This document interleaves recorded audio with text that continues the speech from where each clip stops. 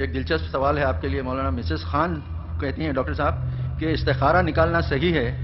یا شرک میں شامل ہے، جیسے کہ آج کل ہم کیو ٹی وی پر مولانا کو جواب دیتے ہوئے دیکھتے ہیں، روشنی ڈالیں۔ استخارہ تو بہت عمدہ شے ہے، بہت عمدہ شے ہے، بہت عمدہ شے ہے۔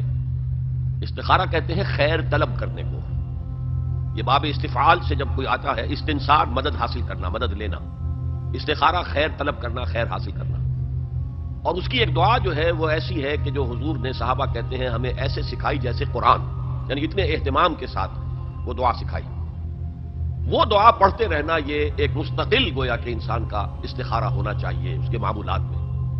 کوئی بھی مسئلہ درپیش ہے تو آدمی دعا کرے، اللہم انی استخیرک بعلمک واستقدرک بقدرتک،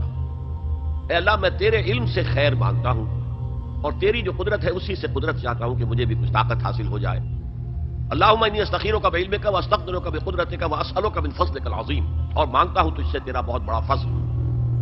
اللہم ان کنت تعلم ان ھذا الامر خیر لی فی دینی ومعاشی وعاقبۃ امری،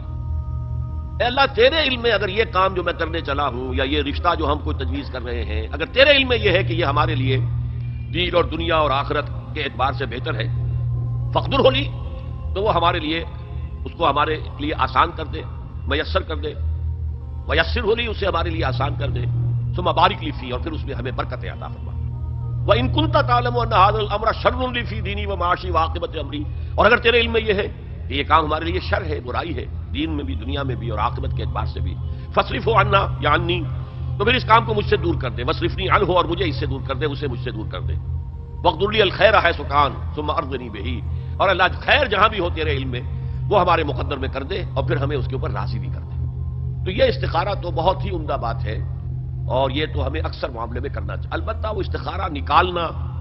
یہ فلاں سے استخارہ نکال رہے ہیں، فال نکال رہے ہیں، پھر استخارے میں یہ سمجھنا کہ پھر یہ دعا مانگ کر 2 نفل پڑھ کے سو جاؤ تو خواب میں ضرور کوئی اشارہ ملے گا، ان چیزوں کا کوئی ثبوت نہیں ہے میرے علم کی حد تک احادیث میں یا سنت میں۔ بہرحال اگر اللہ تعالیٰ اشارہ کر دے کوئی خواب کے اندر تو بھی کوئی بعید بات تو نہیں ہے،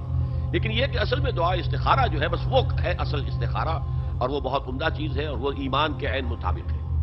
کہ اللہ ہم نہیں جانتے، تو جانتا ہے، ہم شارٹ سائٹڈ ہیں،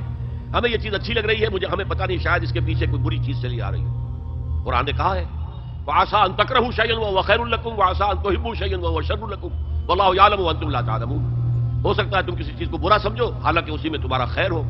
اور ہو سکتا ہے تم کسی چیز سے محبت کرو حالانکہ اس میں تمہارے لیے شر ہو، اللہ جانتا ہے تم نہیں جانتے۔